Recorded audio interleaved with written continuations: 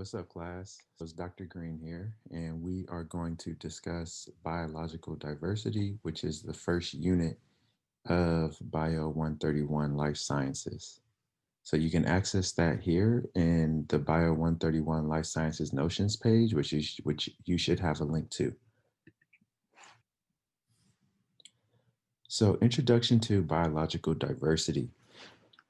This is a really important topic, but oftentimes gets overlooked. And I want to spend a little bit of time introducing to you all diversity, biological diversity, and then the roles that plays throughout life. In this course, I'm going to make the material relevant to what's going on. So, diversity, as defined by Google, I really like the first definition because it's so simple it's variety. And we have a sense of what that is, but let's look at the second definition. I think this is more relevant to what's going on now. The practice or quality of including or involving people from a range of different social, ethnic backgrounds and of different genders, sexual orientations, etc. So in this we have variety, but this is more looking at the social landscape of diversity. And we all know how important it is to have diverse communities, diverse workspaces, because that brings unique thoughts, that brings uh, different solutions. But what does that mean for biology? Why is diversity relevant or important in biology?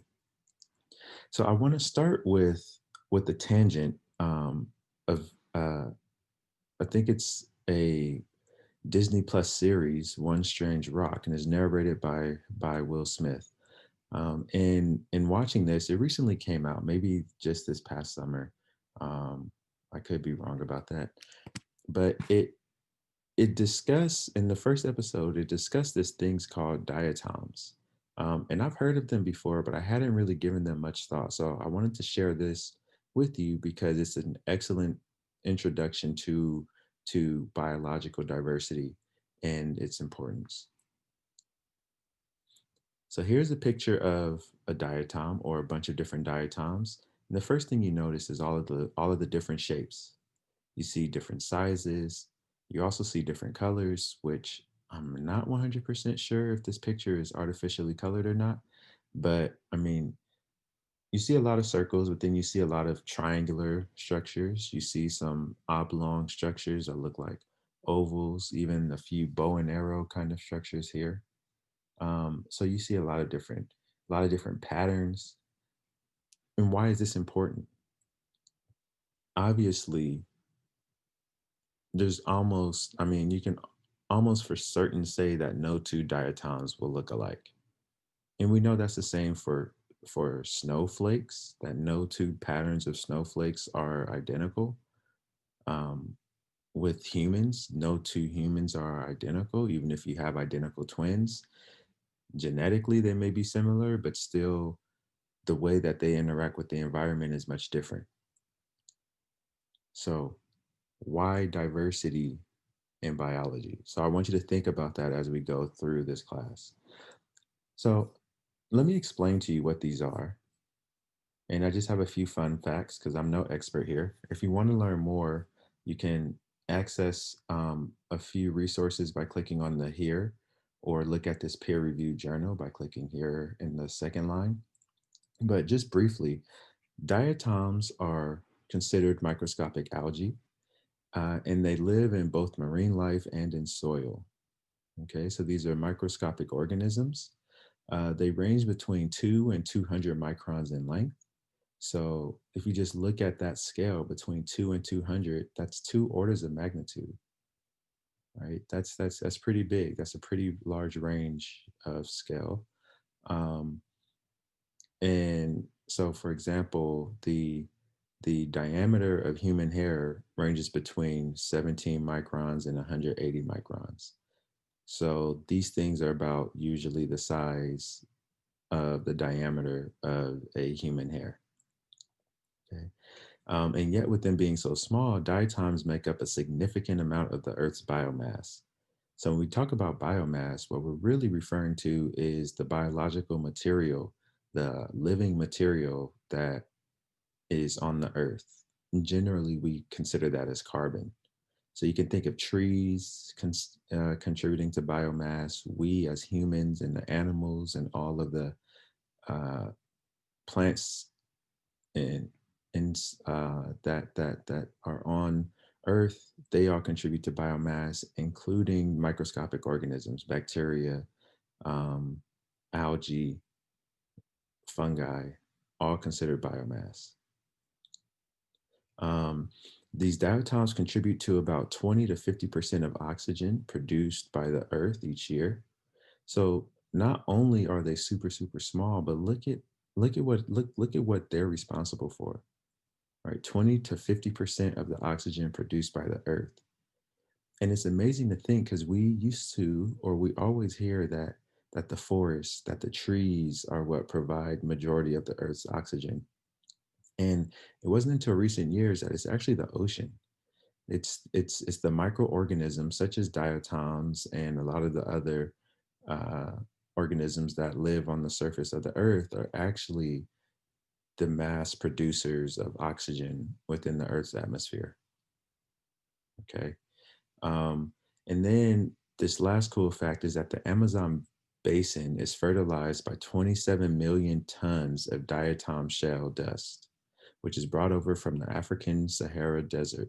And then you can see a picture of that sandstorm, or like a video clip of that sandstorm traveling from Africa to the Amazon basin. So if we just think about these microscopic organisms, so we talked about the diversity of their size. We know what their functions are also quite diverse, from producing oxygen to also fertilizing sand. And then the region at which they impact is so large. We talk about the African Saharan Desert fertilizing the Amazon soil, which we know the Amazon is responsible for a lot of the oxygen that's also produced.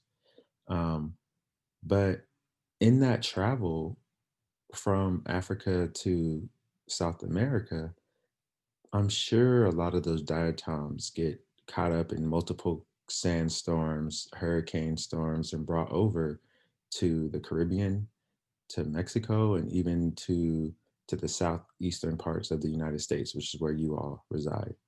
So we can see that from the diversity of the shape and the function, as well as the spatial diversity, where this stuff can go. I mean, just these simple diatoms have so much impact on life. So now moving away from that example, actually, I want to ask you a quick question. How do you think you can image these? How do you think you can analyze the shapes? And if you say microscope, of course, yes, you're absolutely right. But we will learn that there's different kinds of microscopes, and each microscope will give you different information. So if you have some free time, think about what kind of microscope, or research what kind of microscope you might use to visualize the different shapes of diatoms. Okay, so as we move from one scale, the micro scale, to the extra large macro scale of Earth, what comes to mind and how are they related? So we have this huge ecosystem, Earth, which here we see a lot of different colors representing the different landscapes of the region. So you have this orange brown, which probably represents desert.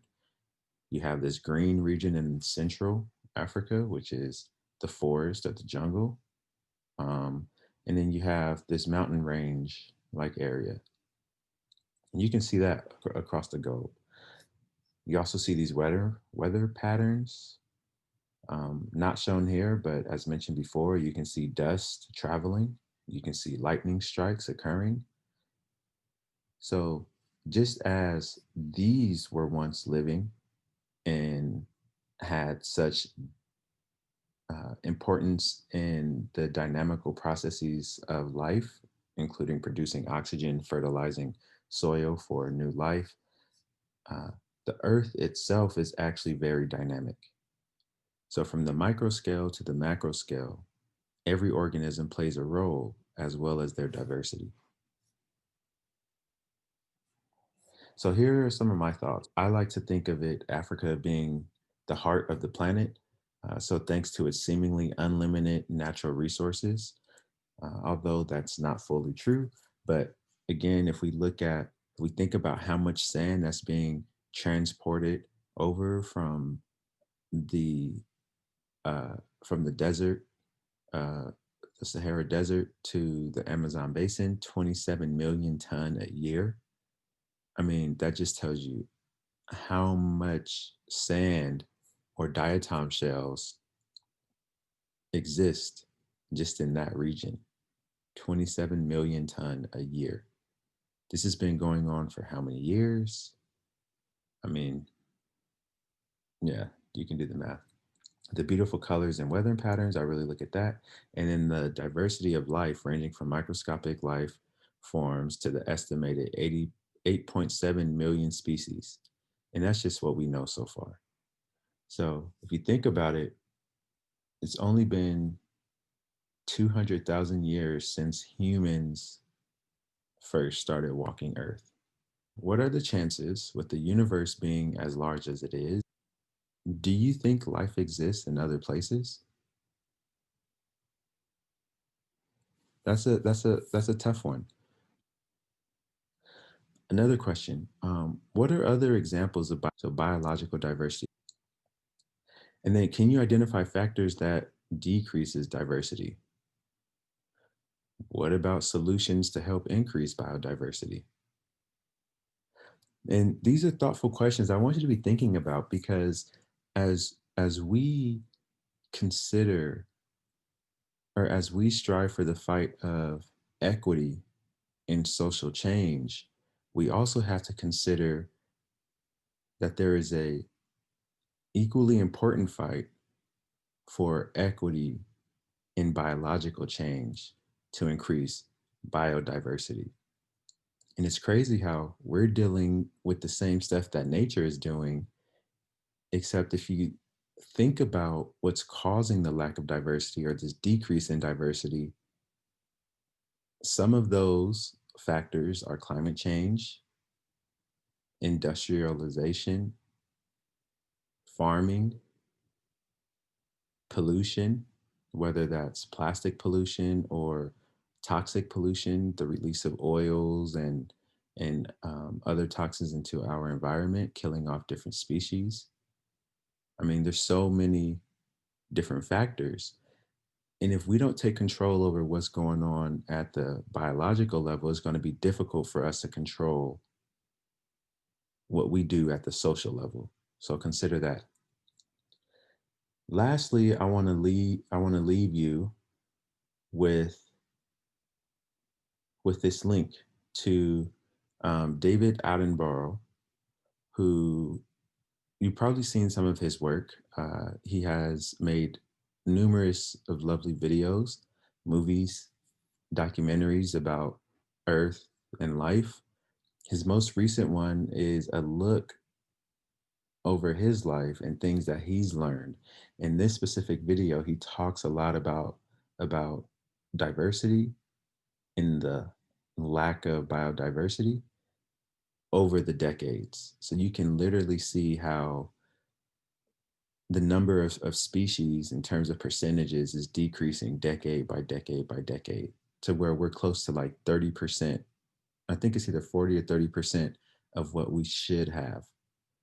And this is just in the past century. This is over his lifetime. We dropped from something close to like 78%, something close to like 40 or 50%. So take a look at this if you have access to it. I think it's pretty good. In the next lecture, I'm going to go deeper into the properties of life and then finish it off with a little bit of naming. If you have any questions, please feel free to contact me. I'd like to go into more detail about some of these things. This is just a brief introduction on diversity, biodiversity, and what that means for our future. All right, talk to you later.